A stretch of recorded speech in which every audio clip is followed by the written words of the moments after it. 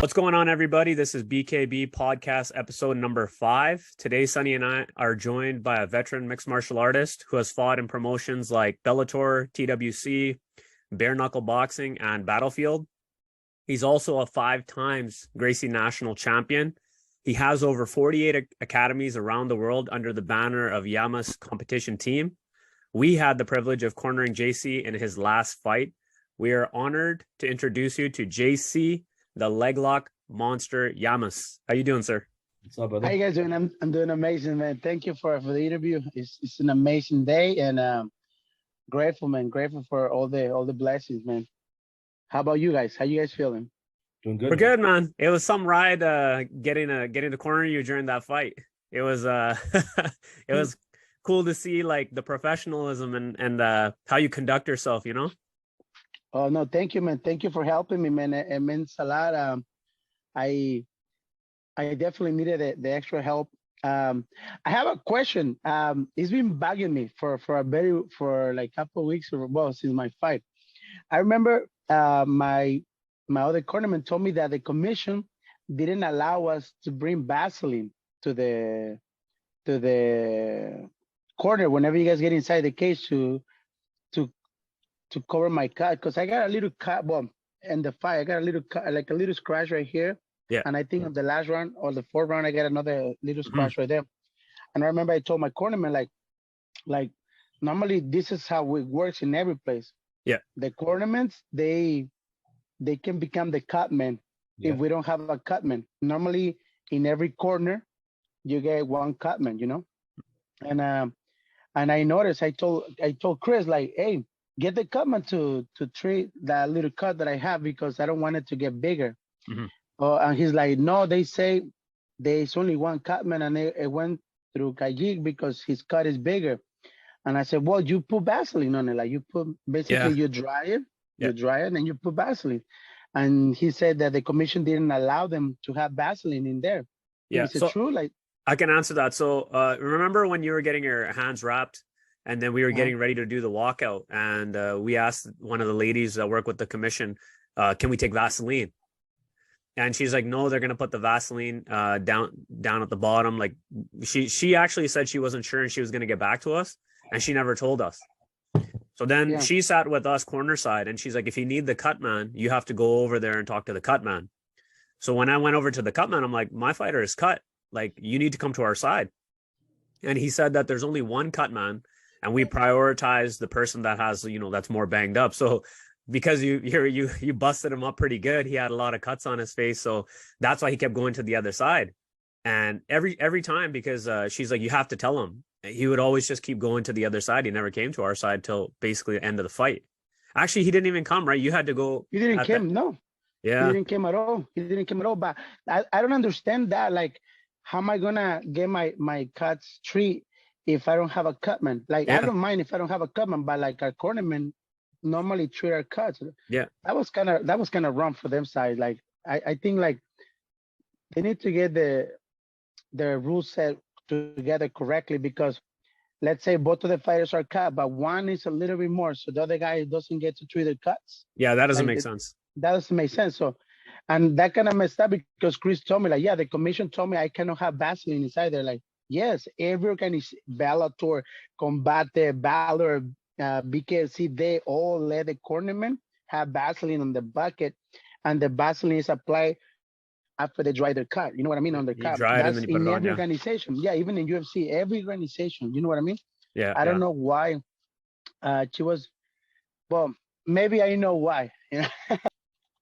Because, I mean, I assume because seeing all these things and seeing the results of the fight, I assume they want to make sure their fighter wins. They want to make sure like the main guy wins, you know, because if they don't allow me to bring Vaseline and the cutman doesn't treat me and they cannot let my cornerman cut, like take care of my cuts, that's obviously like, that's something wrong, because in every organization, they will let you do that. Yeah. You got cut in what, round 3, I think? I think round 3 in this side. Yeah. And I think round 4 in the underneath the eye. It wasn't that bad, but yeah, every little cut, it gets bigger with more punches. And if you don't treat it, it gets worse. So Yeah, I didn't want it. right when it happened, I ran on over to basically the commentator table. That's where the cut man was.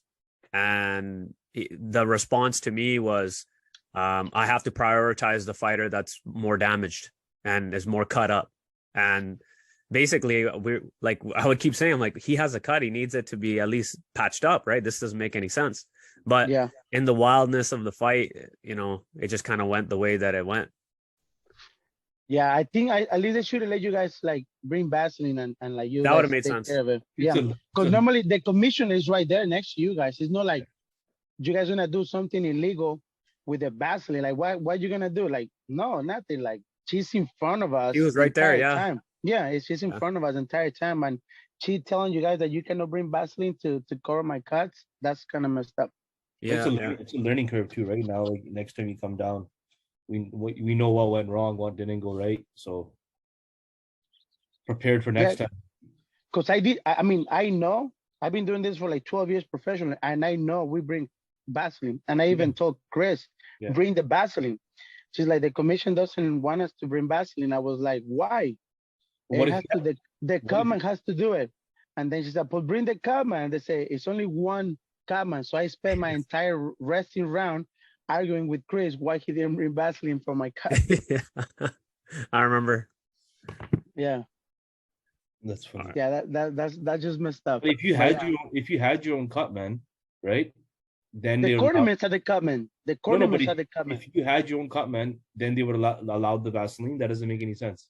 No, but the cornaments, like for example, Chris, you guys become the cut man. Yeah, that's what I'm saying. Yeah, that doesn't make any sense. And if you already have a commission person right there, you can't do anything illegal because they're watching you. Yeah. Right. Exactly. So even if we put the Vaseline on, like if we dry it up and put the Vaseline to kind of patch up the cut, they're watching everything. So if we do anything, you know, quote unquote, illegal or against the rules, they're right there. They can disqualify us right there. Exactly. So exactly. I wasn't too sure. First, Chris asked for the Vaseline, and she said, I'm not sure. And she'll get back to us. And then we asked, hey, can we bring Vaseline? And it was basically like, no, we didn't get a response. So we're basically down there we had everything else. We had the ice shears for the bruises. We had everything else, you know? Yeah. Because it's been bugging me, like why they didn't want us, why they didn't let us have Vaseline for our cuts. Yeah. Because the government doesn't gonna treat us. And I was just wrong. It just keeps bugging me, that's just dirty. That was dirty. Yeah. So JC, we'll get started with some simple questions just about yourself. Okay. Where were you born and where did you grow up? I was born in Puerto Vallarta, Jalisco, Mexico. And literally like 20 minutes, Jalisco is a state, right? In Mexico. And right next to literally like 10 minutes from Jalisco, there's another town named San Vicente Nayarit. That's another state.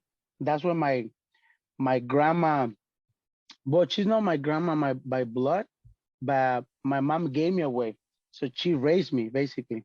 And she lived in San Vicente Nayarit. That's a different state. So I grew up most of my life in San Vicente, back and forth, San Vicente and Vallarta, like Nayarit and Jalisco, two different states. And in San Vicente, that's where we call it grandma. She's not my grandma by blood. I call it she was like my mother. She's the one that take care of me my entire life since I was like, I think like 1 or 2 years old. That's when my mom gave me away, I think. So how was life there for you? You know, and how were your early years growing up in that area? Well, to me, I see it normal, like when I was a kid. But in my house, there was months that we didn't have water or electricity or like the essential things. But to me, that was normal because half of the people in that town, they have the same living style, like because of poverty. But I was happy. Like I was the entire time playing with my friends, like running on the mountains, climbing trees, doing a lot of different stuff as a kid. Then when my grandpa died, I think I was like 6 years old, I started to work. But I did it because it was normal. Like kids around my age, they were already doing things like that. And I was doing whatever I could. like selling fruit. I used to sell fish, bread. Like my aunt, she made some sweet bread, and I go door to door, knocking doors, selling bread. Or we used to go cut mangoes. Like we live in a tropical area, so there were a lot of like fruit. Not all the time. It was only in the certain seasons. But the problem is, in my house, we had like at least like 20, 30 trees of fruit or different fruit. So we used that fruit to sell it. But the problem was that everybody in the same town had the same fruit, the same trees. So like it wasn't like a very popular to sell over there, the fruit that everybody has. And sometimes, like for example, the mangoes. I live like half a block from a mango field.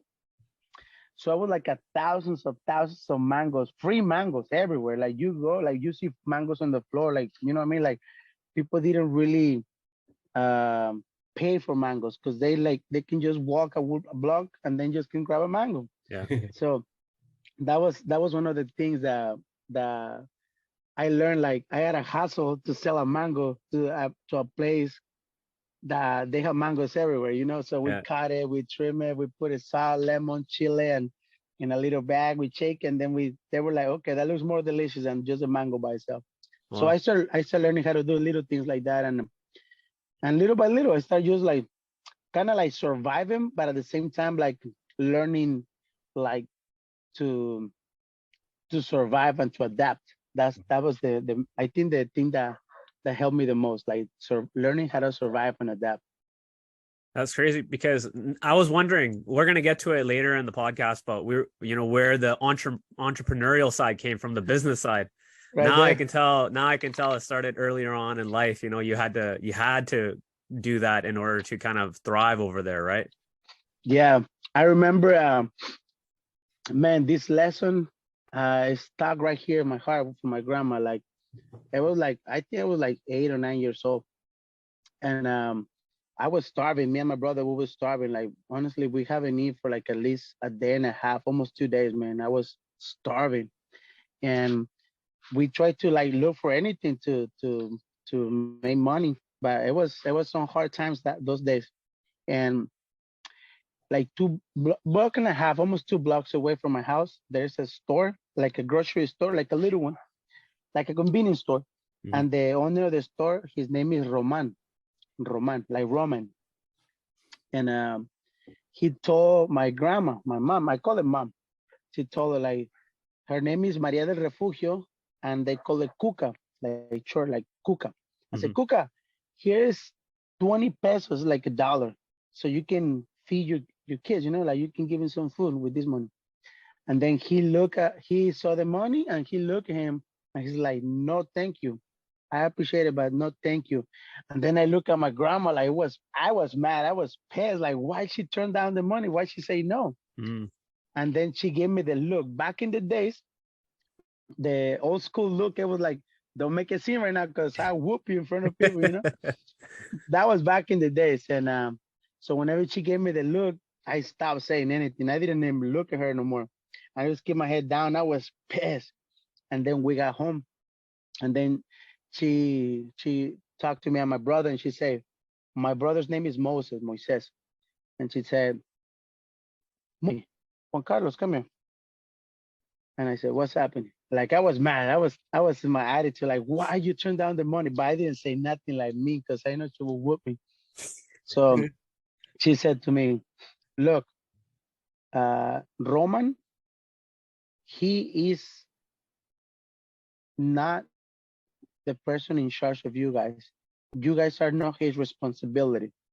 You two are my responsibility. Okay? So the moment you take something that you didn't earn, that moment you become useless. So I don't want you to take anything from anybody if you didn't earn it. Because that day, you will expect the world to give you things that you don't deserve. You will expect everybody to give you something, and you become useless. You're not gonna thrive. You're not gonna do nothing for your life. So you don't take nothing for nobody if you didn't earn it. You work for it, and if you earn it, you take it. If you didn't earn it, you do not take nothing. So since that day, Oh my God. I didn't understand it that day. Like when I was 8 years old, like I was hungry, like I'm a kid, like I shouldn't be doing things like that, you know? But then I realized like it's true. The moment you expect the world to give you something for no reason, Mhm. that day you become useless. And you expect more, more, like give me, give Yeah. me, give me, give me. And then you ended up being mad at the world for the day that they don't give you something that for Mhm. some reason you think you're entitled to. The world is not responsible to give you anything. Anything. You gotta work for it. Now, there's a difference between giving something to help others, and there is something, for example, you don't give a fish to somebody. You teach him how to fish and he feed his village. Mhm.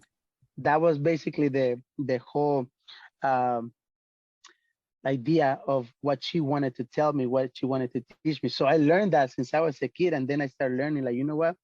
I gotta work for whatever I need to do. I gotta work for my food, for my school, for whatever I need to work for it.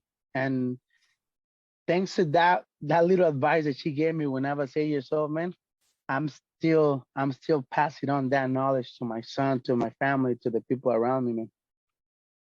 Yeah, those are like the generational life lessons that you just keep passing down to the next one. Because you can tell she's very wise, like that piece of advice. And how old are you now, JC? I'm 37. And she taught you that lesson, what, you're 8 or 9 years old, you said? Yeah, I was like eight Almost or 9 years almost old. 30 years later, you're still using the same lessons you were taught from when you were a kid, Yeah, That's crazy stuff. Yeah, yeah, you can see that in you, man. Like meeting you the first time, the humbleness and like there's zero entitlement in you. Like you're and that hustle mentality is still there because I could see your eyes, you're still hungry. oh yeah, You're still hungry to grow, you're still looking for opportunities, you're still looking to where can I do, what can I do, how can I give back? Not just hand things, but how can I teach? How yeah, can I show somebody, even when uh your hands were being wrapped, just how you taught them to do it your way. Like yeah. it just it's cool, man. The humbleness is amazing. Thank you, man. I appreciate it, man. Yeah. So now, so you wear a lot of different hats. So you have a lot of different talents. We're gonna get to the point where we'll talk about your mixed martial arts career and your combat career. But when we talked, you said you were a competitive breakdancer. You were on reality TV on a show. You're even involved in the music industry, and you like music. So I do. I love it. how did you get involved in these things? And maybe talk to us about like kind of the transitions getting into all these different areas. Okay. Well, like I said, when I was a kid, uh, it was very hard for a kid to make money doing like things that everybody in the town can do, right? So, for example, like selling mangoes, like it was hard to sell mangoes in a mango place. So we had to adapt to figure out how to sell it better. So eventually, one day, I think I would say like 11. My brother, he's like year and a half older than me. He started working in a little restaurant as a waiter, not waiter, like a dishwasher, but also waiter. Like he bring the food and he clean the dishes. But it was like a very small restaurant, like literally like a small. And he made a little money one day, and he got like two skateboards, but like they're very cheap kind, like the one that you pedal like 100 times and it advance one step. That one. And he got I don't know if it was a gift from the owner of the store or he bought him. I'm not sure. I never asked him. So he let me borrow one. He didn't give it to me. He let me borrow one. This is the funny story. He got the two skateboards because he thought one skate was for one foot and the other skate was for the other foot.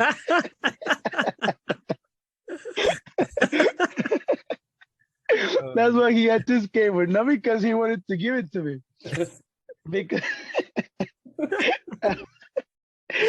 oh my god, that was so funny. Whenever I knew, like because I seen in cartoons, but he thought it was like a ski or something. That's so funny. And so he let me borrow one, and then I remember, oh, this was the funniest thing I ever seen of my brother.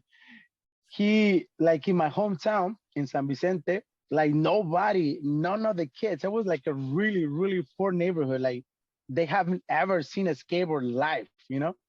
So when my brother bought the skateboard, it was like maybe 30, 40 kids around us.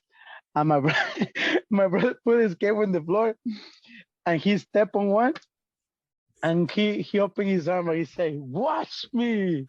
To every to everybody, he was like, "Watch me." And everybody was like watching, like what he's gonna do, you know? And he pedaled once and there was a little tiny rock by the wheel. And that rock, the wheel hit the rock. My brother flew in the air. Oh, no way. Pa, pa, pa, pa. He landed hard on his knees and his tail was hard. Oh, Everybody started laughing. And then I grabbed the skateboard and then I kind of like started pedaling. I didn't know how to skateboard yet, but I was more, I don't know how to say that word, like active than my brother. I was always like climbing trees, doing flips, like whatever. And my brother wasn't like me. Like he was more like the chill, like quiet person. So after I don't know, I would say like after like 20, 30 minutes on the skateboard, I kind of learned how to like ride it. I didn't learn how to do tricks. I didn't know you can do tricks like that, but I started learning how to ride, how to move around. I didn't have shoes. I always like skateboard with my barefoot. Mm. So I realized that it's bad for your feet because whenever you try to jump or do something, you skin rough the sandpaper of the board. So then you get scratched on your foot. And I remember I didn't have I didn't have shoes. I got like one pair of the, I don't know how to call, like a dress shoes, but it wasn't like shoes. They were like a dress shoes. They were like heavy, like super heavy. And I can only use those for Monday because that's whenever we supposed to have like a uniform day and dress up for like the flag or something. So that was the only day I was allowed to use it. The rest of the day I had to use my chanclas, my sandals. And that's it. That's the only thing I have. So then I started like saving money to get some like shoes, just any cheap shoes, any shoes. So I didn't skateboard with barefoot. And I was telling you 10 years old, something like that. Eventually I got my shoes. I started like skateboarding, learning how to do tricks. And then they start doing competitions in my hometown, not my hometown, in Puerto Vallarta, where I was born. And it's like 10, 20 minutes away. And in those places, they give you money for the first place. It wasn't a lot of money, but it was some money. So then I started like competing, and then I started like competing versus my friends. Like there's a game called Escape. Every time you do a trick, you land it, and if your friend doesn't land it, they get a letter SKAT, and whoever gets to the 5 letters wins. And then we bet money. It wasn't like that much. It was like 20 cents, 50 cents. You know what I mean? But to me, that money, it was dinner. It was food for us, for me and my mom, my grandma, my brother, and me. So I learned that if I don't win, we don't eat. Simple as that. So I got addicted to winning. I had to win. Like, so I practiced harder. I was learning like harder tricks and different stuff. And at the same time, I was also learning how to breakdance. The breakdancing became because one of my friends, her name is Maria, she was gonna have a sweet 16, like the quinceañera.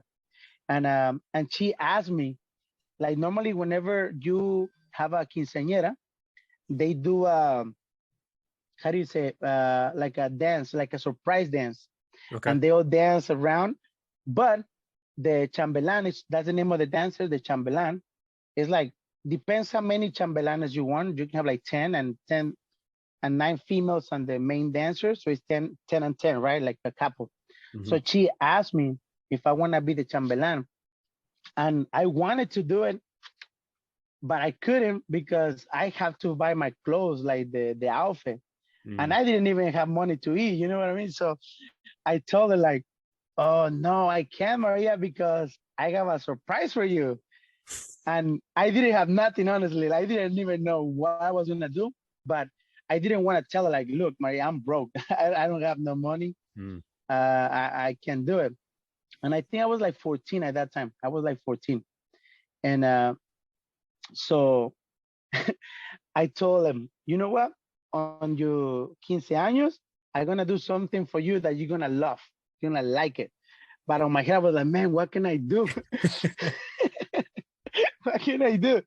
And then I was like, you know what? I know. I'm gonna do a dance for her, like kind of like some flips and stuff like that. I didn't know what's called break dance. We used to call it rap.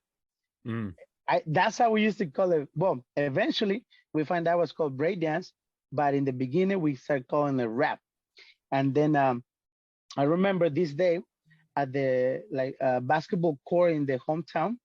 They have a little plaza, and it's like it has like a four big walls.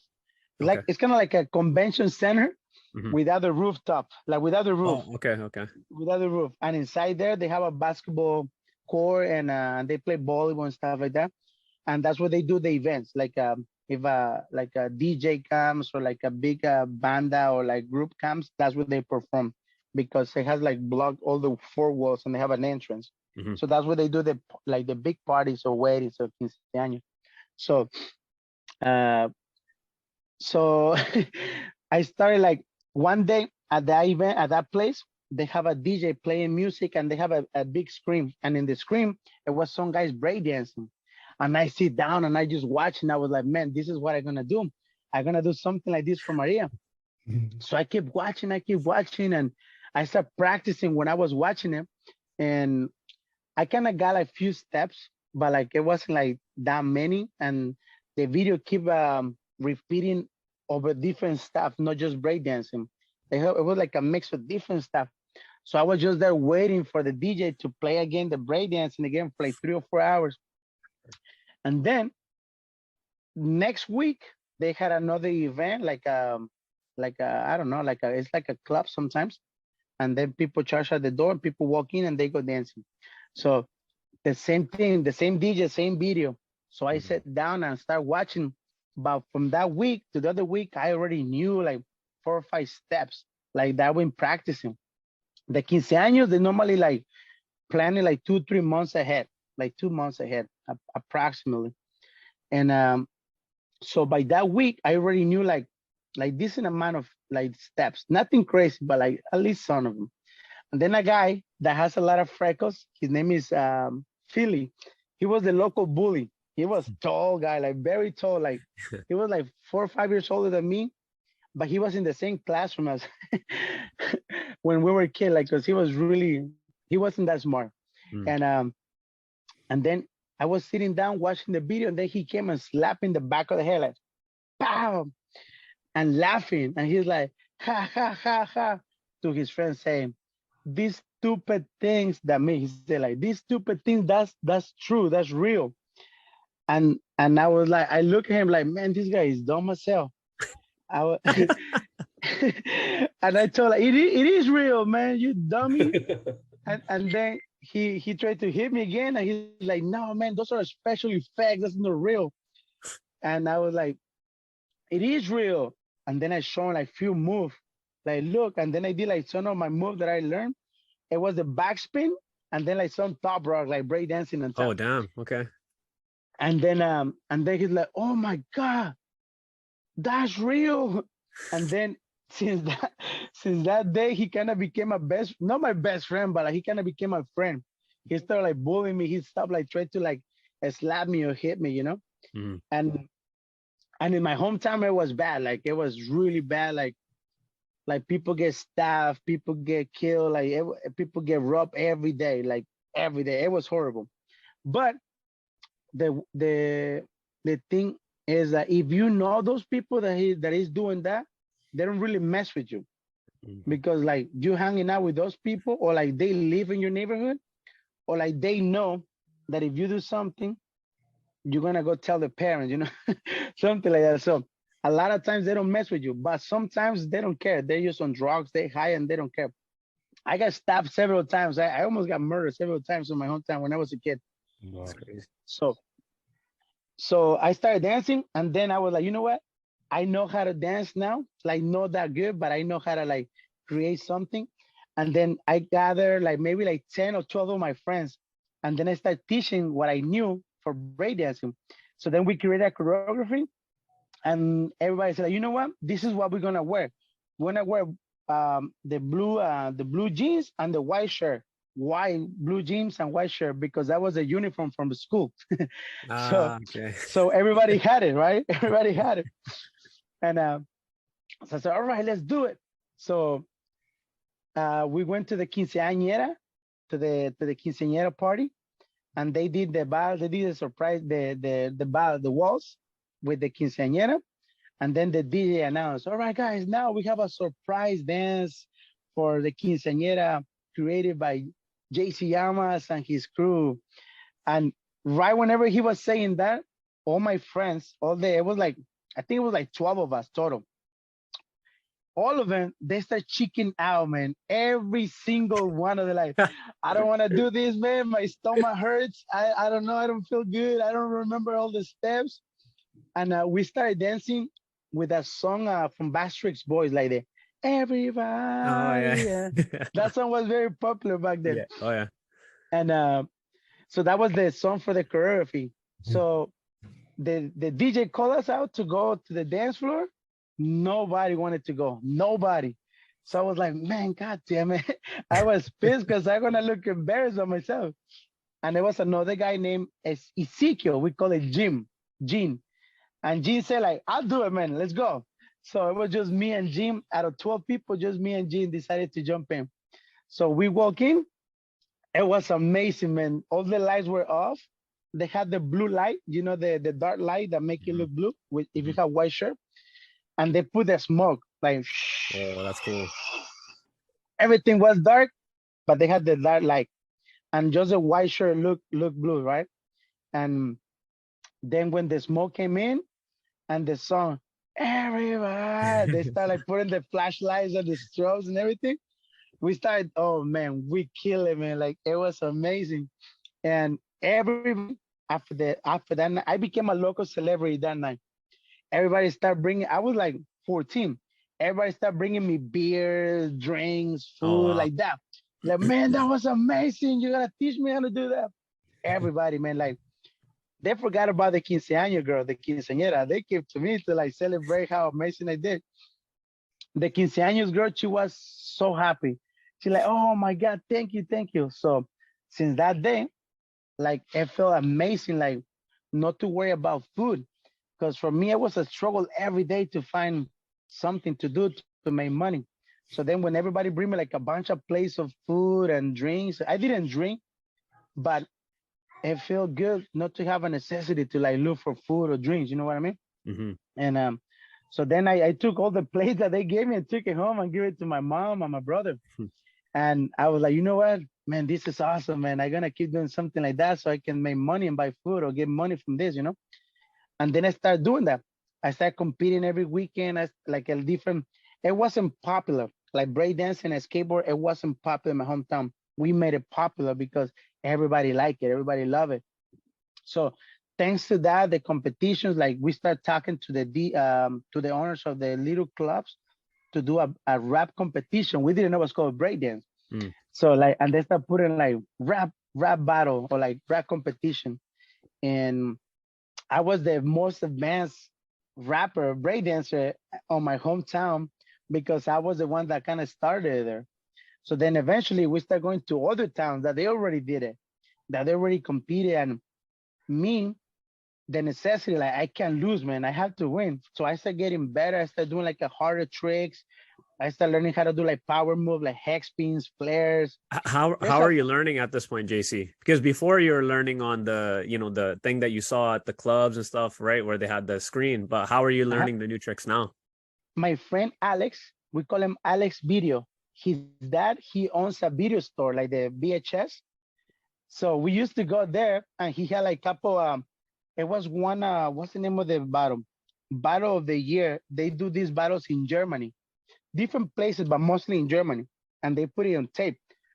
And those are like the biggest battles ever. And those are old school.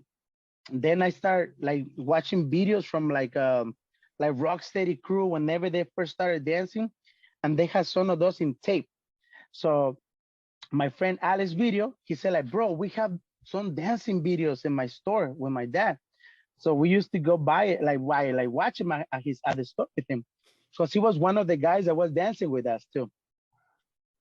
So we used to start learning from there, and then some of those steps, some of them they were like kind of like, to us they look super impressive, but eventually when you're evolving, they don't look that impressive. They're like, man, those are basic. We need to learn different stuff. So we used to start like freestyling, like creating our own move, creating our own freezes, or probably they already existed, but we never seen them before. And it felt natural to us to do something like that. Mm-hmm. So we used to start like freestyling, mixing it with whatever we knew and whatever we could do. Then eventually, whenever we start going to other competitions, we see other battlers, other break dancers doing things. So we're like, oh man, that looks good. We gotta do something like that and mix it with this. So we kind of like start copying our own styles, other people's styles, and mix it with our own style. And the same thing, they copy some of our styles and they mix it with their own. Then eventually, I was one of the biggest guys, the biggest names in my state for breakdancing. And I had a decent crew that we were like traveling like almost every weekend to different places, like to compete, to battle. It was another guy, another crew named PV Styles, and we always used to battle. They were like the top, our crew and their crew. They were like the top crews. There's a bunch of videos in YouTube from that, from different competitions, but it was our crew versus their crew. What was the name of your crew, JC? Master Flanger. Okay. Master Flanger. Flanger. It was a move that we thought was called flanger, but it wasn't called flanger. It was called air tracks. You know the air tracks? Whenever you pop, like, do like kind of like you in the air, and then you throw your hands in the air, and then you catch, and your legs basically in the air, kind of like flares. But it's called air tracks, and we call it flangers because that's what we thought was the name of it, flanger. And but that was the name of our crew. But when I turned like around, I think like around like 15, 16, it was this guy. Yeah, I think it was 15. This guy, Agustin, he was a choreographer for like a big company called Solaris Sunset Bay. And what they do, they have a resort, and in the resort they have shows for the customers, like all-inclusive resorts. And they do different shows like every night, like around 8 o'clock, 9 o'clock for the customers. They do like Disney shows, like Aladdin, or like they do salsa, Michael Jackson, different stuff. Mm-hmm. And they have a professional dancers dancing in the stage. They have a professional theater and dancing, and it's a show that they perform in front of like 1,000 people for the clients of the hotel. And they have around like 10, 12 shows, and they repeat those shows every 2 weeks. So I was breakdancing with my friends in my hometown in San Vicente, in the kiosk in the little plaza. And then this choreographer shows up, and he just stares at me. He's staring at me. And by that time, I was already killing it. I was doing like back flicks, like I was able to do running forward 2 back flicks in the air. That's how. That's crazy. Yeah, that was insane. Until right now, I don't see many people able to do that. Okay. And I was doing hex spins for like minutes. Like I was spinning for like 100 spins, like crazy windmills. Like I was doing good. Like, yeah, that's one of them. Yeah, that's me, the one in the orange shirt right there. This one, huh? Yeah, watch it. I think I'm gonna do the double backflip right there. Gonna add some sounds here. JC, do you still breakdance at all? You think at all? I mean, I still breakdance. Yeah. Look at that. Oh, yeah. That was how old are you here, JC? Man, that was in 2004. Oh wow. Man, I don't know. Just do the math. 2004 minus 37 that's almost 20 years ago, right? 18 years ago. Yeah. That was the finals right there. And that guy that I'm battling, I put his pants down in that one. Look at that. Bam! You got a good memory, man. You still remember these. Yeah, oh man. Look at that. These are Freeze, cool, man. Boom, boom. That was insane, man. Oh, and that one right there is from some of the shows that I'm telling you. Like I was dancing for a bunch of customers, and that's the theater, and the other guys in the back, there's the dancers from the show. from the animation stuff. Oh, Look at okay. that, Wow. You know, if people meet you man. now, they would never expect like, oh, this guy was a breakdancer. They would probably just say, oh, he, you know, from your, because you have some really cool kicks. They would probably say, oh, he did some capoeira or something, right? But Yeah, you know, that's crazy, man. I just wanted to show it a little bit, right? So people are like, yeah, yeah, sure. Now there's proof right here, you know? yeah. Look at that, there, man. Yeah, This it's thing was crazy. crazy. I I still dance once in a while. Like I don't do it like I used to. Yeah. There's some steps that I can still do, but like the double backflip, like running forward, do a backflip. Yeah, I don't think I can do that. I probably break my neck right now. Yeah, yeah. Probably if I practice little by little, I'll probably be able to get it. But that one, that's dangerous. Like that one, that was really, really dangerous. Yeah. So JC, how did you get into reality TV? Okay. Let me see. I started. Oh yeah. So after I finished dancing, like when I was dancing from the choreographer, he invited me to do shows. I Hmm. didn't believe him. I didn't believe him. I thought he was lying. So he gave me an appointment. I went. I didn't go.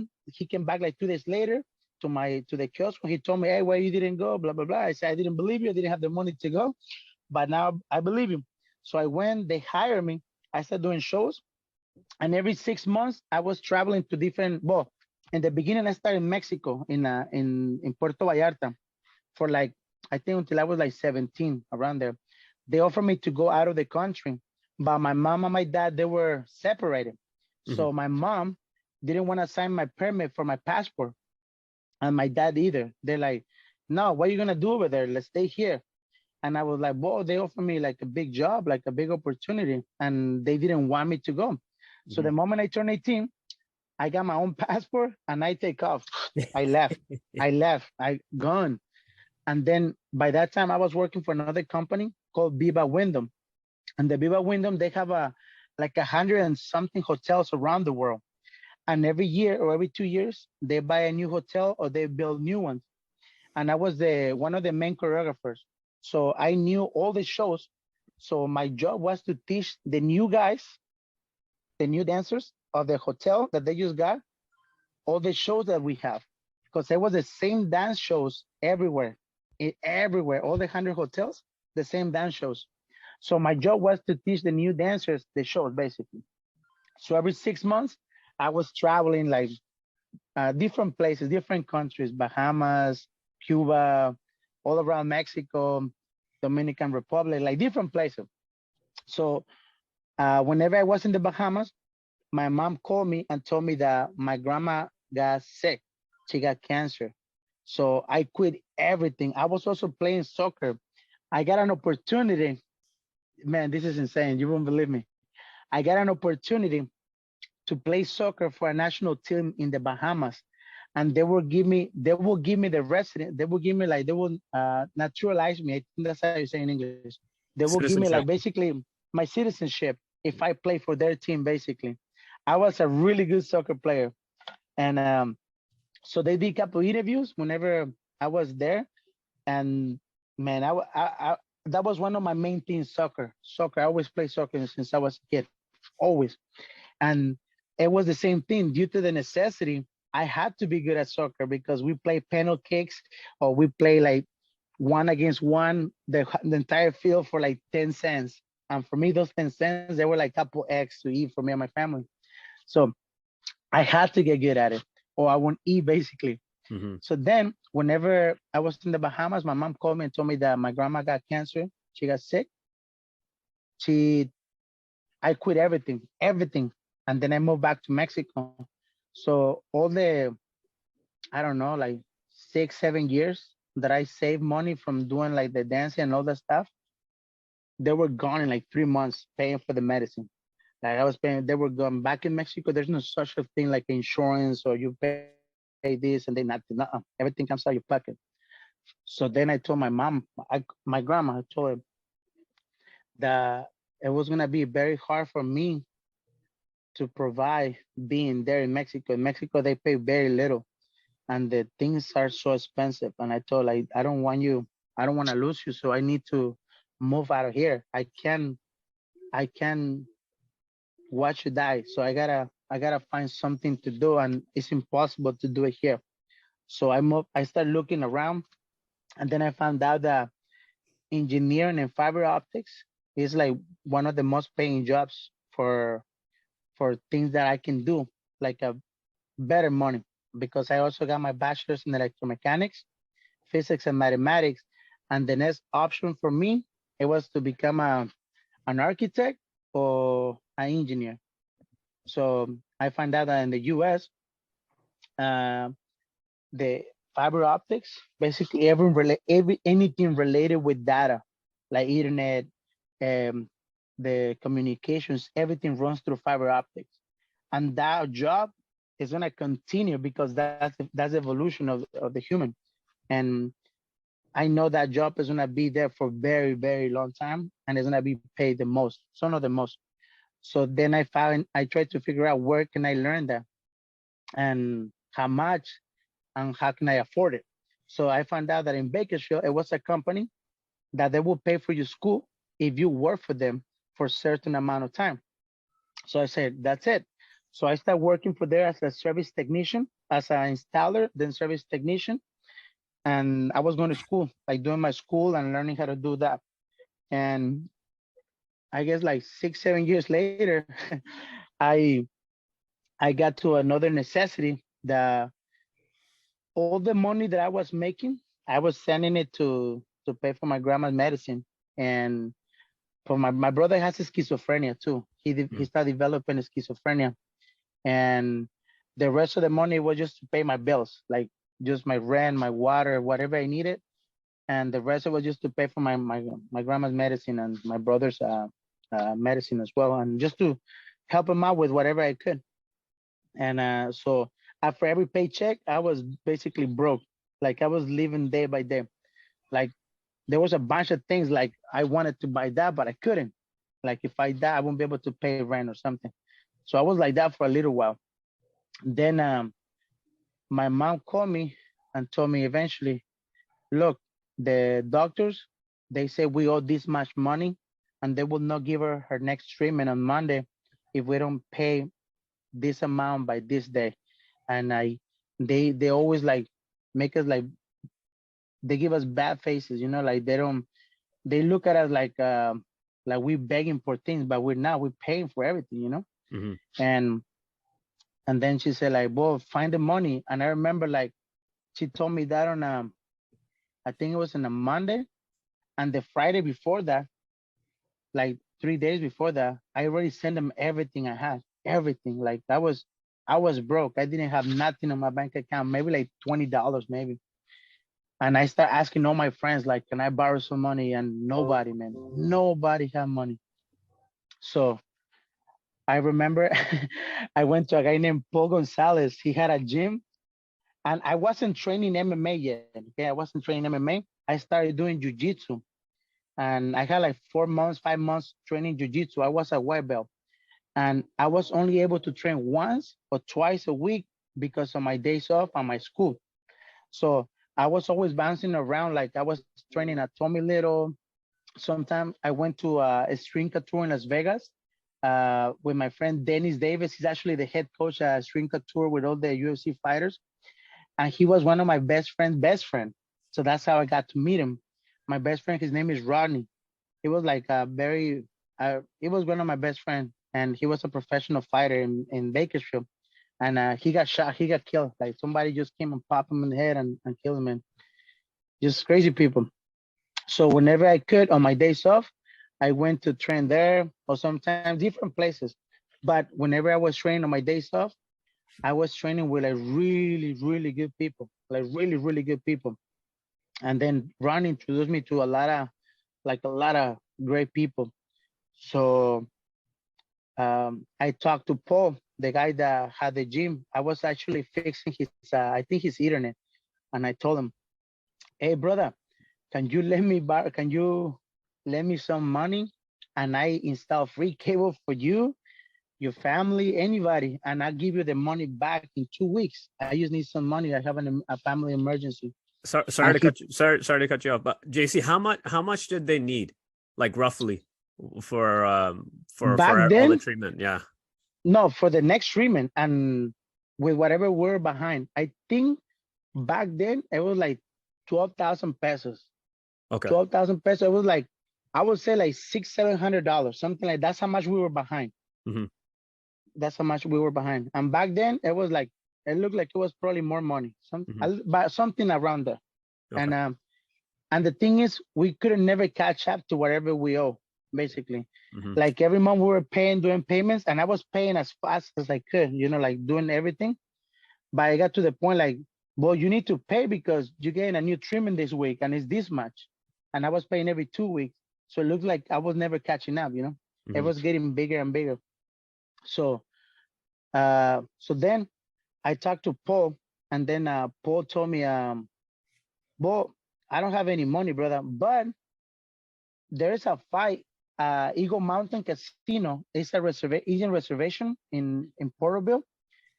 And if you fight, they give you this much. And if you win, they give you this much. So there's your money right there. And I was like, and what do I need to do?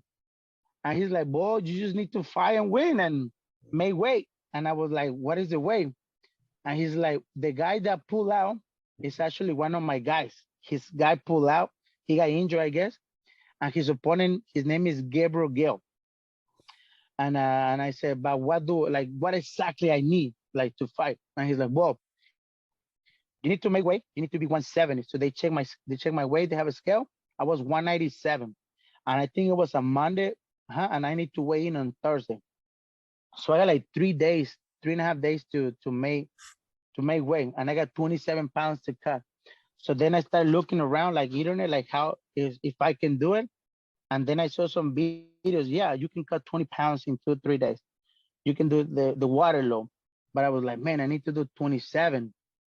I guess if I don't do the water low, if I don't drink all the water, I'm gonna be able to do it because 1 gallon is 3.7 pounds. So 2 gallons, if I don't drink the 2 gallons, that's the 7 pounds that I need right there. So basically I did it. I did the water low without water. That was dumb, So Crazy. But I didn't have guidance. I didn't have somebody to teach me. I didn't have nobody to help me out. So then Paul told me, okay, yeah, let's get you.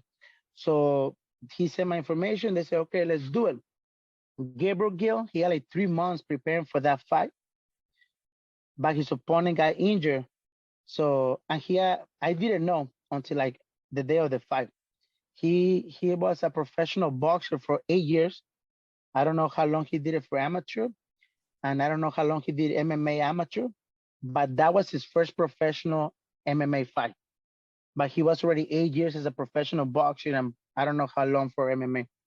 So whenever I got there on the scale, honestly, I almost got fired from my job because I passed out. I was doing the job at Bright House. Before it was called Bright House. Right now, the company changed a different name. But I was so dehydrated because I was doing the water low without the water. So I was cutting weight without actually drinking any water. Like I was honestly on my head. I was like, you know what? If I just cut because I didn't have no guidance. I didn't have somebody to tell me like, this is how you do it. On my head, it made sense. Like if I don't drink the water, every gallon is like 3.8 pounds. That's 3 pounds a day. That's extra 12 pounds that I can lose. You know what I mean? Like on my head, it made sense, the mathematic process, but it didn't. It was bad. And so I was fixing I passed out twice in a customer house, but different clients. One was in the living room and the other one was right by the entrance in the attic because it was hot. It was super hot. And underneath my clothes, I wear like a trash bag and then clothes and then my uniform, and on top of my uniform, sweaters and a beanie, you know what I mean? Just to sweat more. Yeah. And my work, they give me a work van where I can put all my tools and all the cable and all the stuff. And inside my truck, my work van, I have 3 uniforms, well, 2 extra uniforms that I change during the day because I was soaking wet. I was like super wet. And I was working, fixing, I was installing a cable and internet. And in the middle of the living room, when I almost finished the job, I was just like making sure like the control was connected and everything to the TV. I feel dizzy, and on my head, I think, oh, let me just sit down and close my eyes for like a second. That's what I thought on my head, like just close my eyes for a second. And I did close my eyes. And then when I opened my eyes, I had the customer, like 2, 3 people right next to me, like throwing air to my face. Yeah. And I was like, what happened? And they're like, you pass out. And I was like, no, I didn't. Like I didn't. I just closed my eyes for like a second. Like I just literally just did this and that's it. And then it started making sense. Like there was nobody here when I closed my eyes, and I had like 3, 4 people like blowing air on my face. Yeah. So That's they like call my super.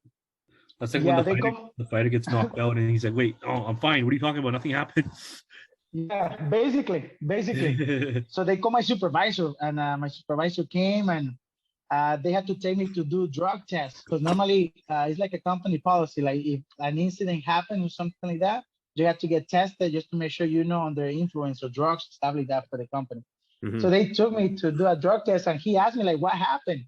And I told him I didn't want to tell him that I'm going to fight because I didn't want to get fired. Mhm. And I told him that I just started training and I'm cutting weight, and I just got a little dizzy. I closed my eyes, and when I opened my eyes, I had like this. And I told him like literally it wasn't like it was like a second or two. I told him like it wasn't like a lot. Like they just exaggerating. But to be honest, I don't remember how long it was. Mhm. And then they did the drug test. Everything was fine. They just told me like my test looked like very dehydrated, right? And and that I should drink more water. I should drink like a lot of water, a lot of fluids. They want to give me an IV, and I was like, no, I'm okay. And so then the next day, I went to the attic. I was running cable lines in the attic, and I remember it was freaking hot, and I had all my clothes on, and I went in the attic. I run the lines like as fast as I could, and I started feeling dizzy in the attic. And with all my clothes on, I was burning like burning hot. And then I ran, I ran in the attic to the exit because I feel dizzy. I feel like, man, I'm gonna pass out, and I don't want to die here in the attic. So I ran to the entrance, to the exit, and right when I was about to get on the exit, I start feeling like on the side of my eyes, I start seeing like black, like a like You light, pass out, yeah. and then I pass out, and then my hand was literally hanging from the attic entrance like that, and then I just started hearing like, hey, that's how I heard in my ear, hey, hey, but my head was inside the attic. Just my hand was like in the entrance, and the customer was saying, hey, like, are you okay? For like I don't know how long, but I hear like 2, 3 times, and then when I heard like the third time, I kind of react, and on my head right away, like fuck, I pass out again, and I didn't wanna like I start playing it off like I was fixing something, and then I look over the by the entrance, and I say, "Oh, give me a second, I'm fixing something really quick," and I put my head back inside the entrance just to pretend that I was okay, right? And then he said like, "Oh, okay, I thought you were injured or something," like, and I was like, "No, I'm just screwing something right here," but I was out, Oh, and so then he just left, and then I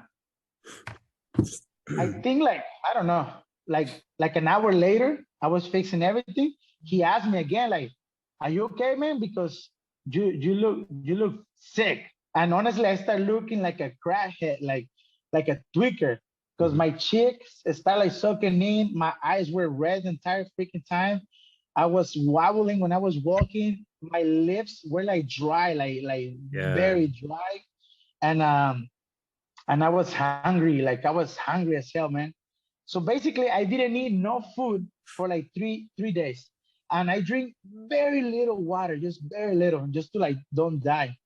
And so then the next day was my day off, and so I asked for like 2 days off because on my vacation, I normally never take vacations like days off for my vacation, never, ever.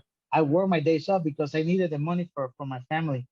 And so I asked for 2 days off because I want to recover or make sure I don't come to the next day with like all cut open or you know what I mean? So I don't lose my job because I needed my job.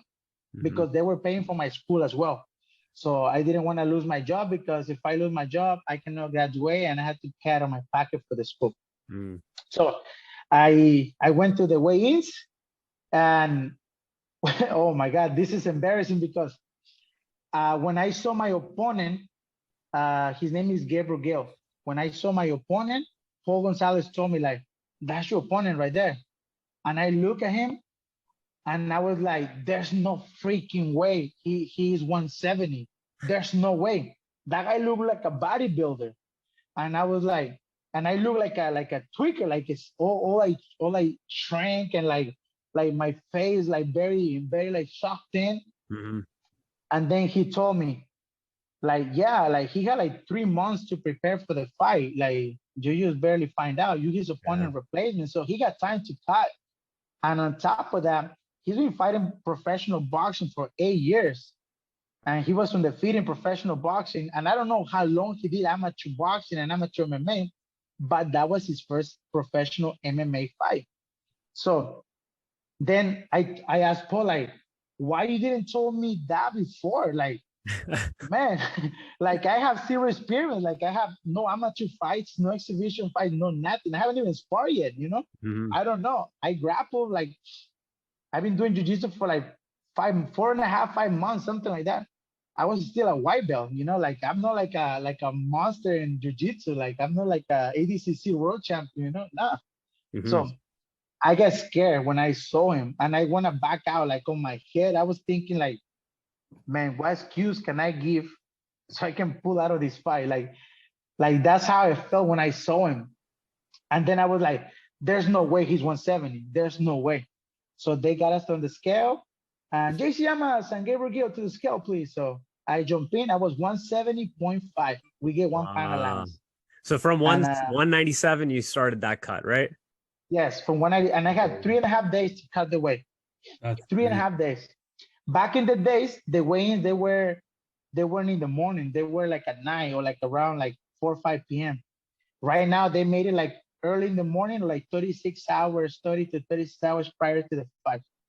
So I remember I was like right next to the scale. Look at my opponent's weight. Like that scale is gonna say like 200 right now. I bet. That's what I was thinking. It's probably gonna say 200 or more.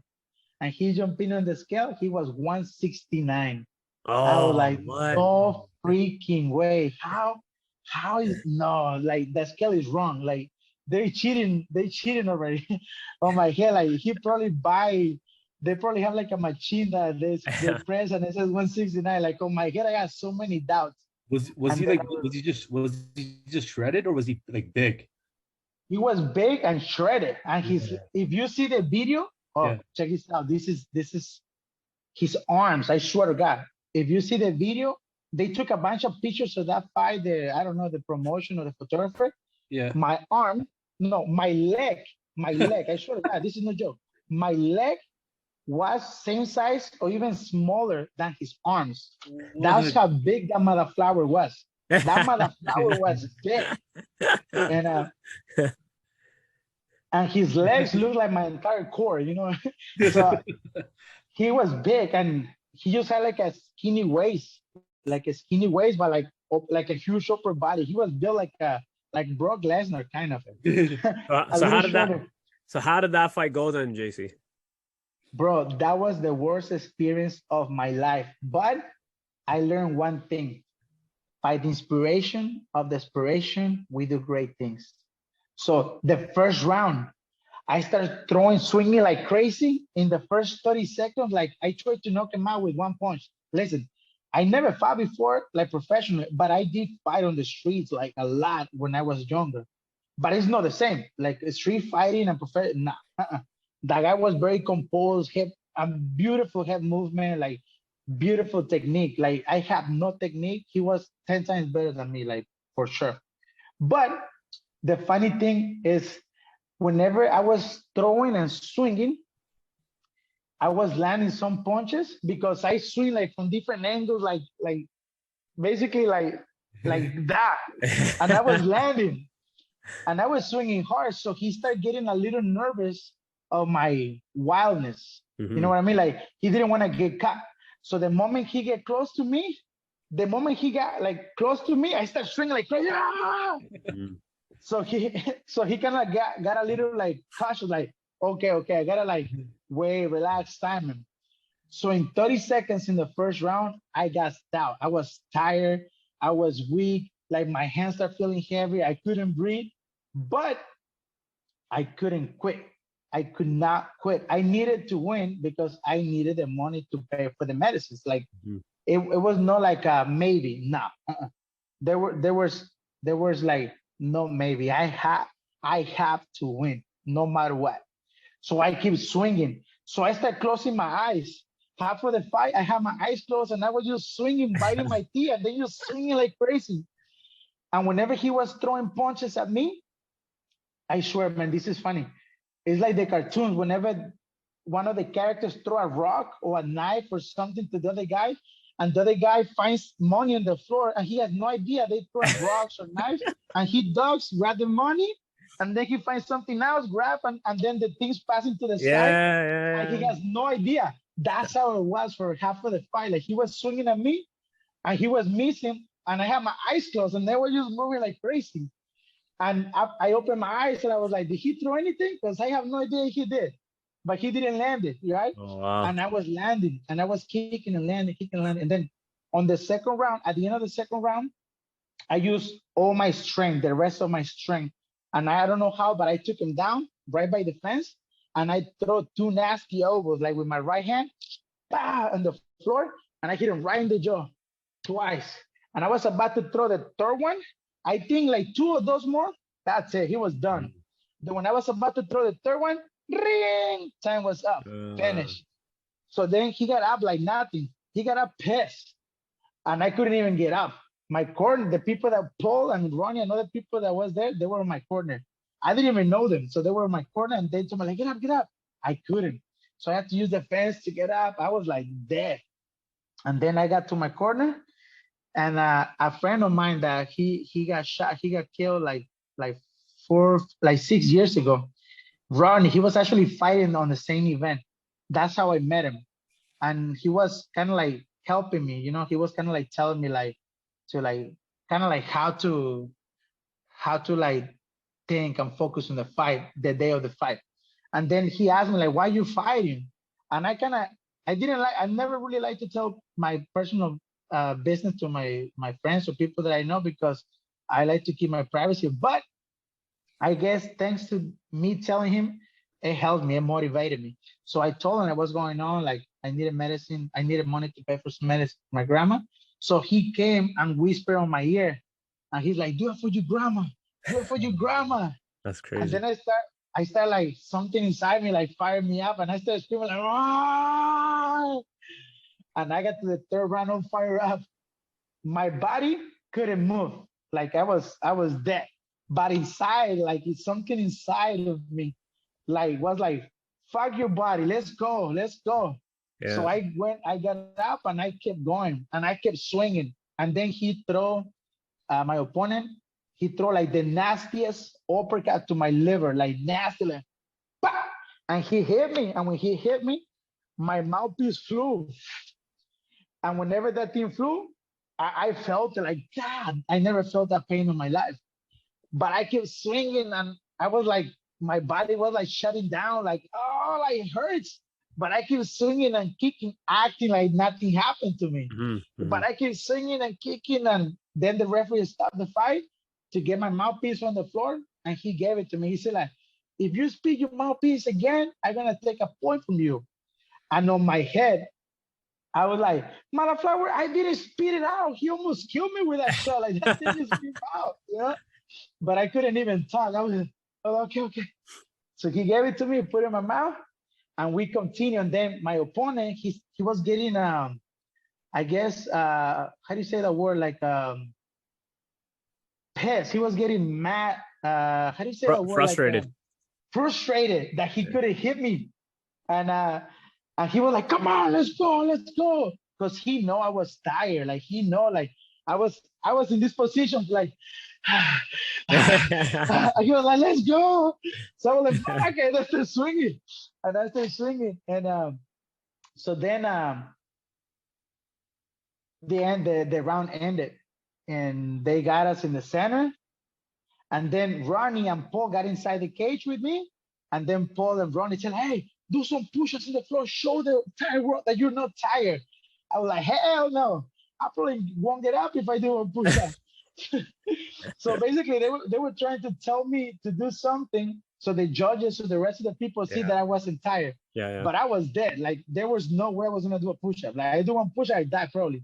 Yeah. I feel that, I swear to God, that I was gonna have a heart attack. Like, my heart was like bumping, and I couldn't even breathe. And whenever they got to my corner to give me water, I couldn't even drink water because my breathing was. So the moment I drink water, I almost choked myself on water. So I couldn't even drink water in between the rounds. So then the judge said, like, "And the winner by decision in the blue corner, Llamas." And I was like, "Oh my God, thank you. Thank you." And I got the money. I sent it to my family, and a lot of people start asking me, because that guy Gabriel, he was undefeated. Like, all his fights, he win first round. Nobody passed first round. And people start telling me, like, "How long you been training?" And I was like, "Man, like maybe like 3 or 4 like years." I was like, "No, month." I was like, "No, like days. I just find out like 3 or 4 days ago." And nobody believed in me. Nobody believed in me. And then Paul started telling me, "Yeah, this guy was a cable guy like 4 days ago. Now he's a fighter." And then I made a promise to myself. I made a promise that I will educate myself in what to eat, oh, I forgot to mention this. The moment I weigh in, okay, the moment I weigh in, I didn't know, and I didn't have any guidance. The moment I weigh in, I drink a 2-liter Coca-Cola, hamburger, and French fries. I didn't have nobody to tell me that I should get some Pedialyte, some electrolytes, some carbs, some protein. Nobody told me that. And I was on my own, basically. And Paul and Ronnie and the other guy, they didn't tell me anything, and they weren't even on my corner. I had to ask them later on, like, "Hey, bro, the commission said that I need 2 people in my corner. And can you be in my corner?" And he's like, "Yeah, we can be in your corner." So that's how I met Ronnie, and that's how they helped me out. But check this out. When I ate that, like literally like maybe 2 hours, an hour later, I started shaking my body. I started sweating like crazy. I was so cold, but I was sweating. I was cold and sweating, and my body started shaking. You probably went hypo. Probably went hypo with all the the sugar. And my body, I started like throwing up. I had diarrhea.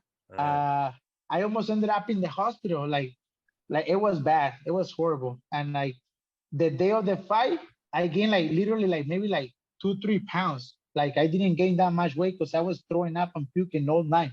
Yeah, and for the listeners, 2-3 pounds is actually like very low.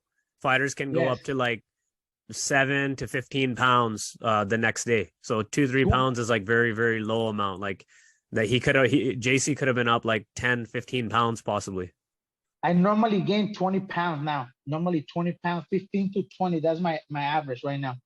And but 3 pounds was nothing, literally, like just basically liquid. Like literally like 2 bottles of water, that's 2 pounds, maybe like some fruit. That's it. You know what I mean? It was very little.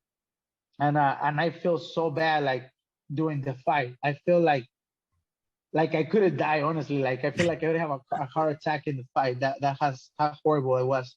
So then I realized that wasn't a good thing to do. Like take a fight without training and hydrating the wrong way. That was the worst thing you should do. So I made a promise to myself, like I'm gonna educate myself on how to eat, how to train, how to recover, how to get better cardio, more stamina, how to get better kicking, better boxing, better grappling, better everything. And then I've been studying as much as I can. And for this fight, I have to lose 65 pounds in like 3 months, 65 pounds. And thanks to all the time that I've been reading and educating myself, it wasn't that hard. I mean, it was hard. It was a lot of sacrifice, a lot of hard work. But this cut that I did, 65 pounds, was easier than the 27 pounds that I did in 3.5 days. Yeah, JC's referring to his last fight in Battlefield where he had to cut. He was heavyweight, and then you went from heavyweight getting ready for a fight. The guy pulls out, and then you take a fight where you got to drop 65 pounds in a couple of months, which and you're saying that was easier than the cut that you did for your first fight. My first fight, yes, it was way easier, but it was thanks to the knowledge that I acquired during my career, like educating myself, how to eat, how to recover, how to train, like what to do, what not to do, what to eat, what not to eat, all that stuff, like every little thing, everything that you put in your body, it has to have a purpose, especially whenever you're training. So I was so disciplined for this fight, like to cut my weight. And honestly, I feel my last fight, I wasn't as fast as I normally was. I wasn't as strong as I normally was because all my workout that I did.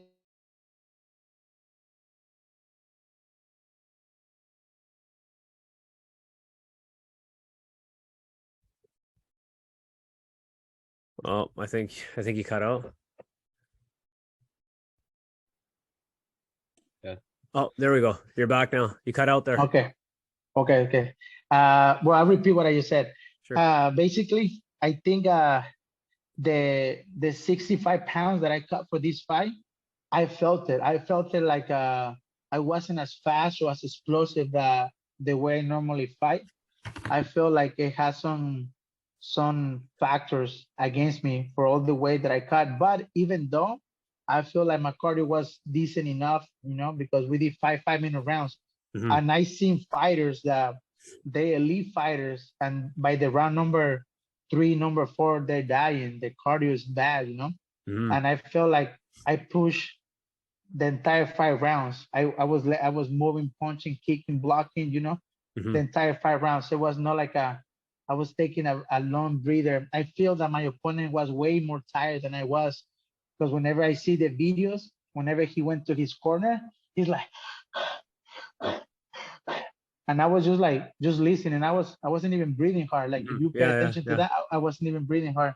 Yeah, and he was actually far more conservative the way he fought, especially the first 3 rounds.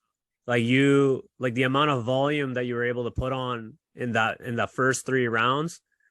I thought it was, just for us, it's gonna be tricky because we were in your corner. So if we say that you were the winner, they're like, they're in his corner. But like what I did was I rewatched some of the parts of the fight with no sound or anything.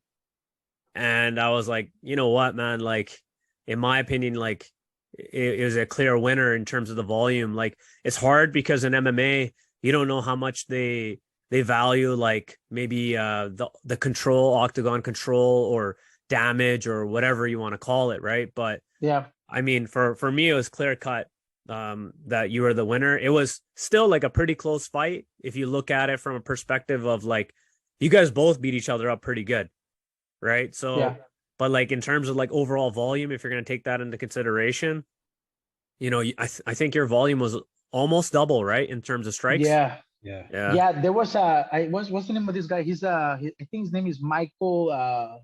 I forget his last name, but he works for a company that they do like recap and statistics, statistics and strike counting, and they make a video. They're very neutral, like they're not my friends or anything, but they told me like we do for Bellator, for UFC, for a lot of different companies, and they did a recap for my fight, like it's strike by strike, everything that he throw, everything that I throw, everything that I block, everything that he blocked, and everything that he landed, and everything that I landed.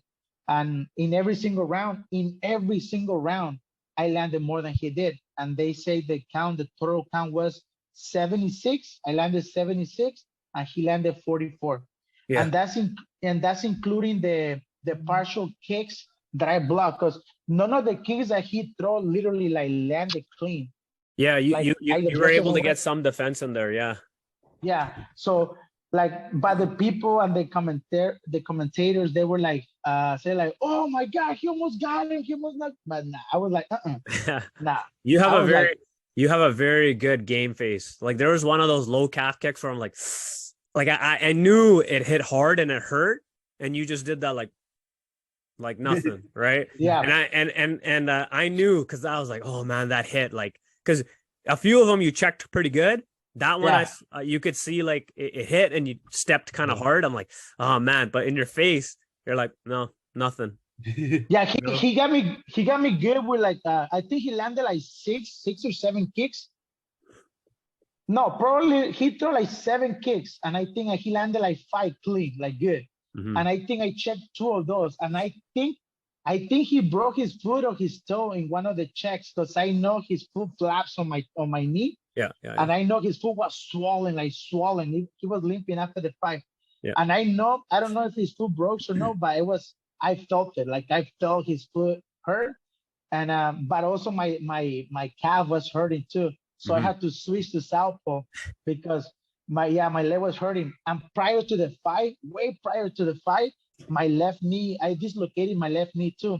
So it was already kind of messed up a little bit.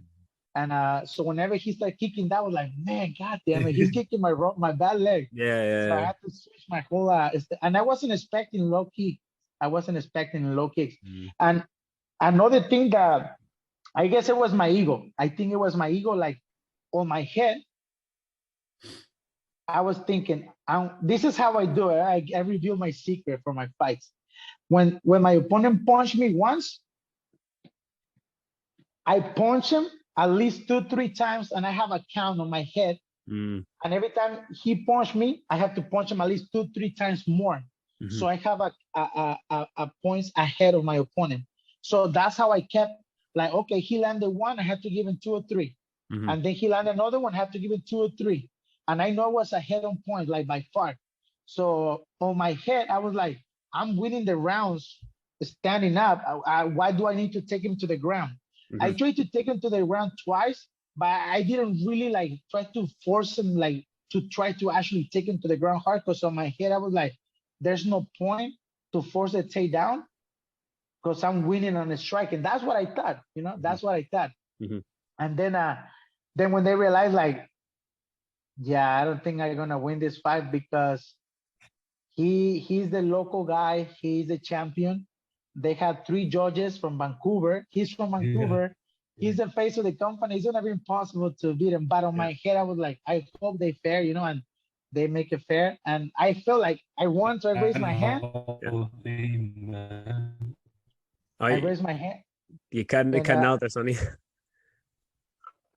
Can you hear me? Yeah.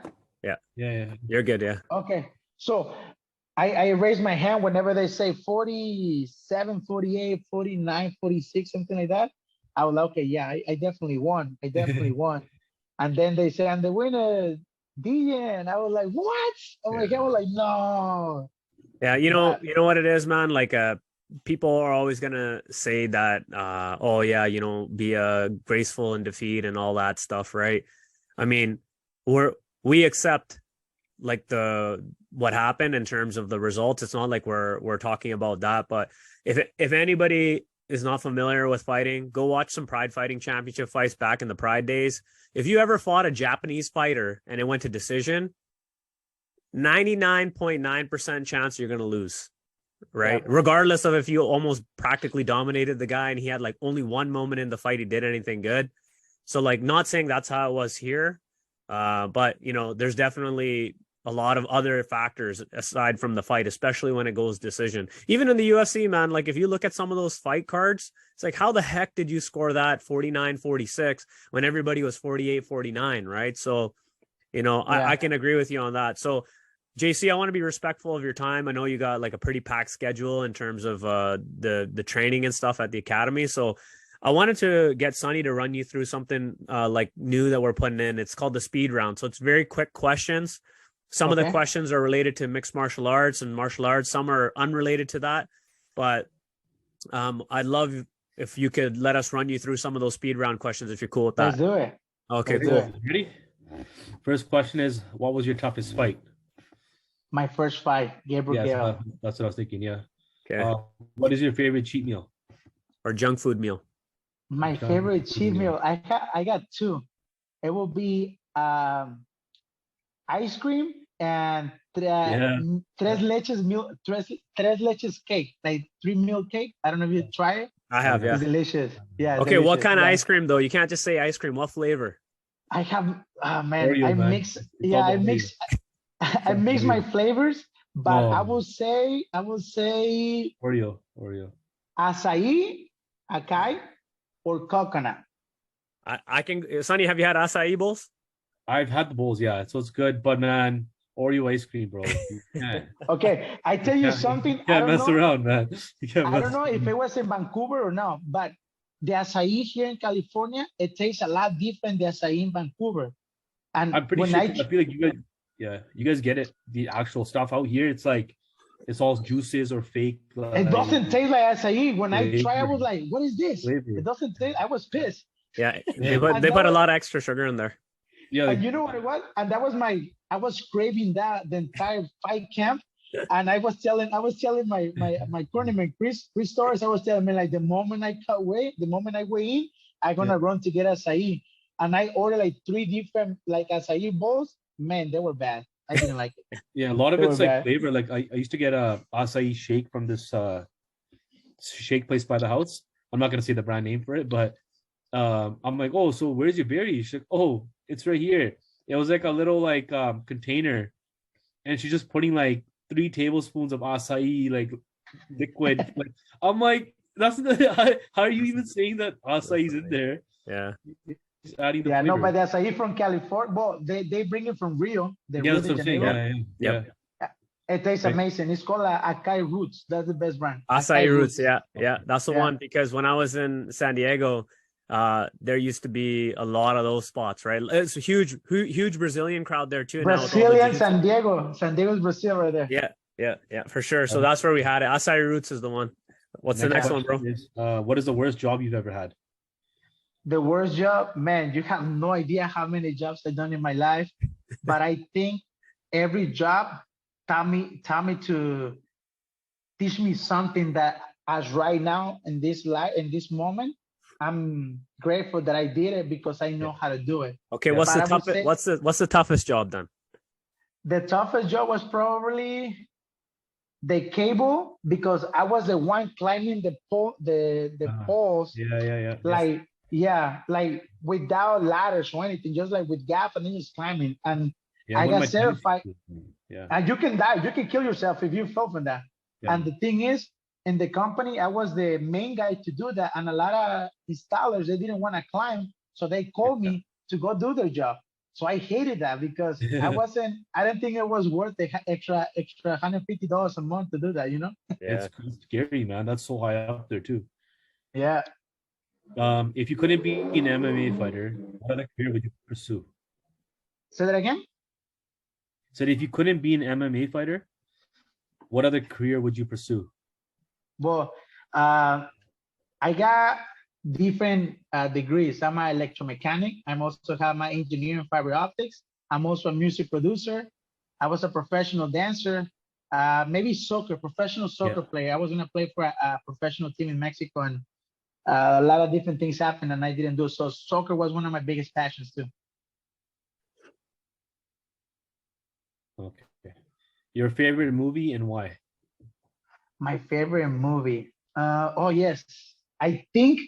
Oh, I have a few. I like fantasy movies, and I like kind of like the devil and the God and the angels. So one of my favorite movies is Constantine. Hey! Yeah. Hey! Oh man, we got a story for you about that one, man. Oh man! All right, I'm gonna tell. I'm gonna cut into the speed round.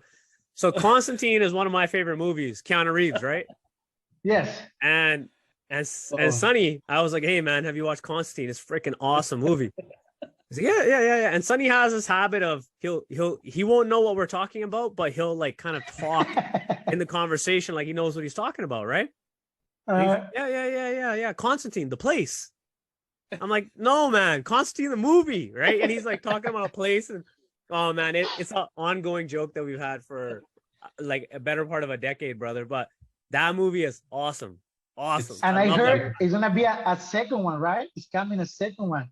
I've I been can wait for waiting, that man. one. I was like, how can they not have Yeah, made a second one? They made so many Matrix movies and, John Wick. I'm yeah, like, when are they going to make number two? Because that was a really good movie, man.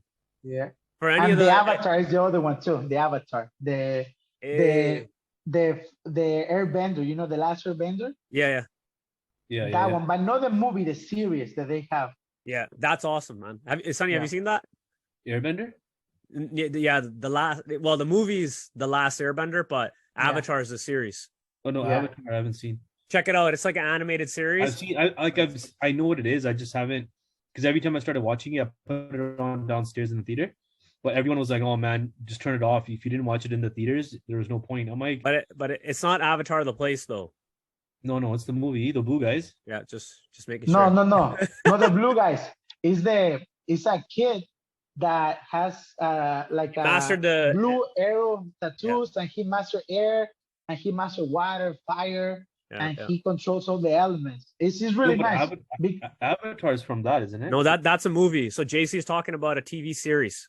Oh, TV yeah, series. but they actually did a movie too. It's called The Last Airbender, and I think it's called Avatar But too, it right? wasn't that good though. I watched that one. No, the movie was horrible. The movie was horrible, and I think they're redoing it. They're redoing it.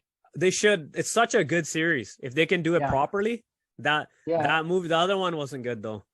Yeah, I think they're gonna do like series, but like actual People. like with people. Yes, no, Yeah. no animated. Yeah. What's next for us? What's your scariest moment of your life? The scariest moment of my life, man. Whenever my mom, I was in the Bahamas working, doing like dancing shows, and I was about to play soccer for a national team in the Bahamas, and my mom called me and told me that my grandma got diagnosed with cancer. And for people that don't know me, my mom gave me away with her. She's not my grandma by blood, but she raised me. She taught me, she raised me right. So she was like my everything. So that moment thinking that I was gonna lose her, that was like the scariest, because thanks to her, I'm here. So I quit everything that I was doing. I left everything behind and I moved back to Mexico to go take care of her. I'm so proud of you, man. That's a huge step on your end, man. Thank you. Next question.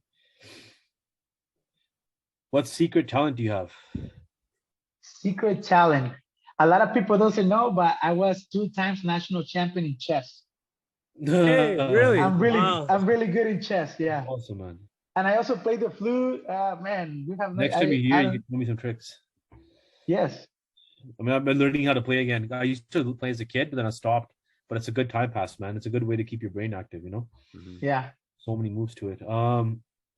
Next question is, who was the most influential person in your MMA career? I think one of my favorite fighters was Cain Velasquez, because one, he was I guess like a Hispanic fighter. Yeah. But I will say the most influential person for my career was my grandma, because thanks to her, I did my first fight. Yeah. Because the necessity. And I wanted to make her proud. I wanted to be like, look, mom, I'm doing something with my life, you know? And I grew up in like really messed up neighborhood. It was like a really messed up neighborhood. And I wanted to show her, like, look, I'm gonna take you out of that neighborhood. Like, I'm gonna do something with this and make you proud. So most of my fighting career started because I wanted to change my life and her life, you know? Yeah. And she's proud, man, 100%, man. You got what you've done so far in the time frame you've done it, from stopping breakdancing up until now. The story you told us that day in person, it stuck with me since then, man. Like we look at life differently, for sure. Oh, thank like, you, man. We take it for granted being out here, you know, like You're cutting not out that a we little get bit. things handed to us, but it's a little bit different being born and raised out here. So being born and raised here, it's a bit different. You know, hearing your story, where you came from and what you've done with it is just, it's motivating, man. It's humbling too. Thank you. What's the next question? I'd say, what's the worst food to eat? I know you're The a foodie. worst.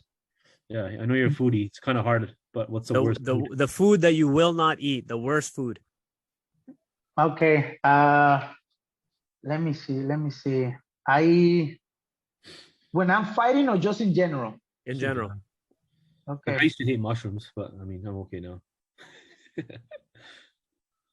I don't really like pork that much. Yeah. So I try to avoid pork. I try to avoid pork and There's no food out there fried that yeah. fried stuff. Like I don't really like greasy and fried stuff. Like before I probably did like it, but right now, like with all the I guess knowledge that I acquire, I know that it is bad for me. So I Yeah. try not to eat that. So JC, it's 5 o'clock now. Are you still okay for time? Yeah, I got like 5 more minutes, so we good. Okay, Sonny, let's do one more. Who's your favorite superhero? Oh man, I have a few. I would say And then, sorry, we'll add two questions together. Who's your favorite superhero? But if you were a superhero, what would be your power? Your Or what power you'd want to have? okay. I mean, I like Iron Man because he uses his brains. You know, he uses his brains to be a superhero. So that's something that is a possible thing to do, not something that you're born with a specific skills and you know what I mean. So I like Iron Man because of that. Of course, money, right? You need money to do all of that, but using your brain, you can transform them into money. And the other one is Wolverine. I like Wolverine too because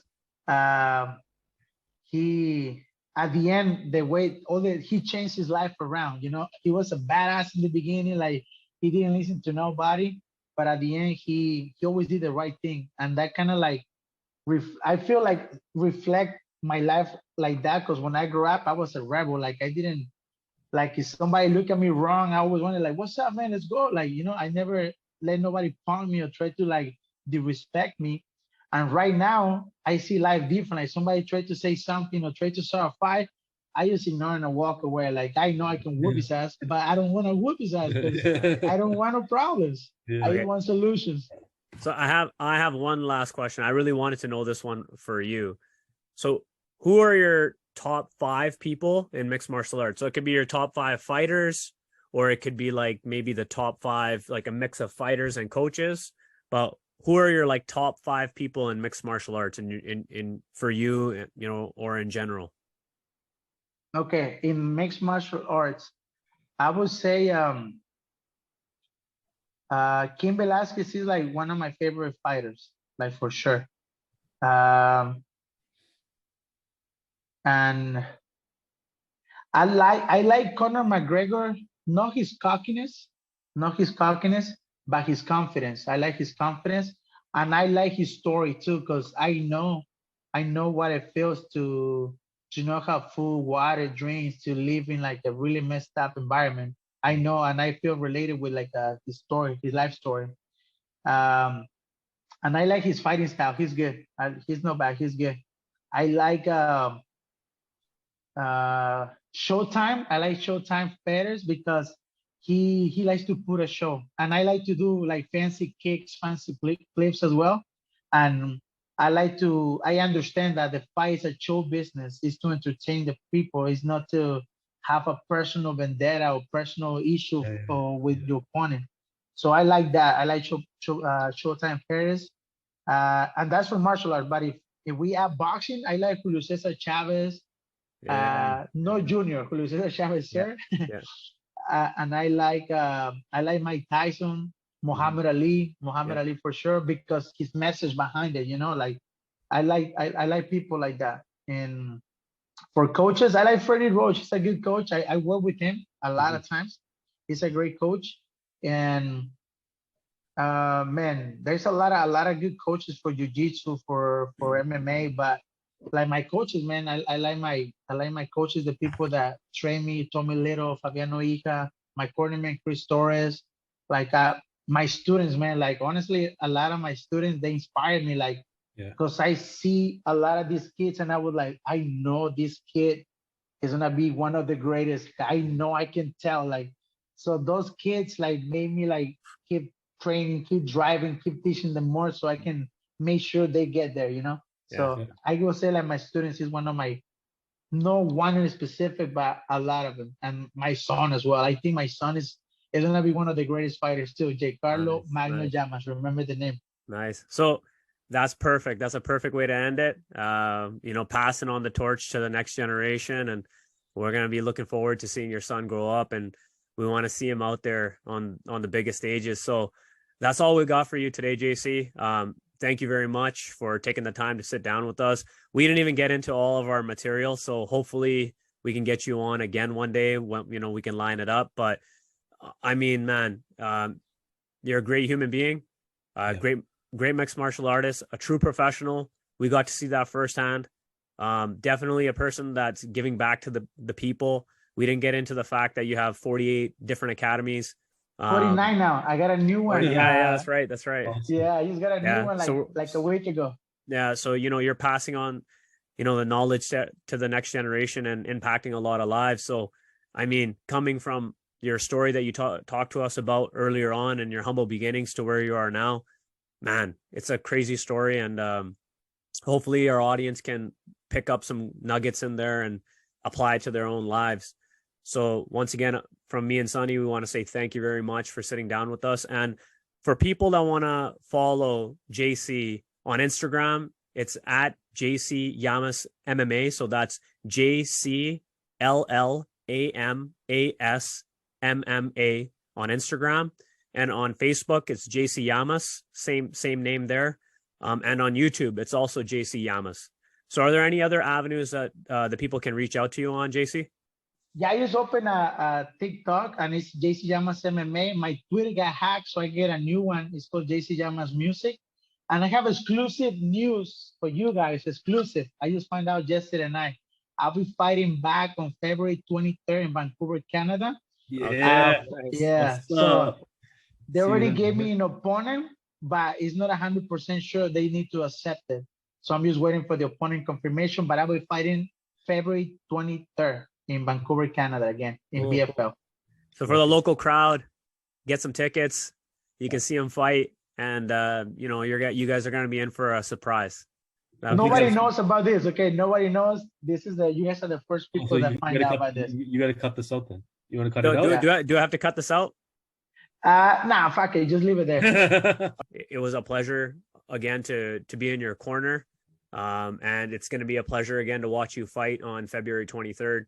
And once again, thank you, JC. It was a pleasure. Thank you, guys. I appreciate the interview, and hopefully I can come by to Vancouver like a week before that, and we can get some training prior to the fight. And if you guys have time, maybe you guys can be in my corner again. You know? Nice. That'd be solid, man. Awesome. All right, thank you, guys. Thank you so much. Stay tuned, and I'll see you guys soon. Take care, man.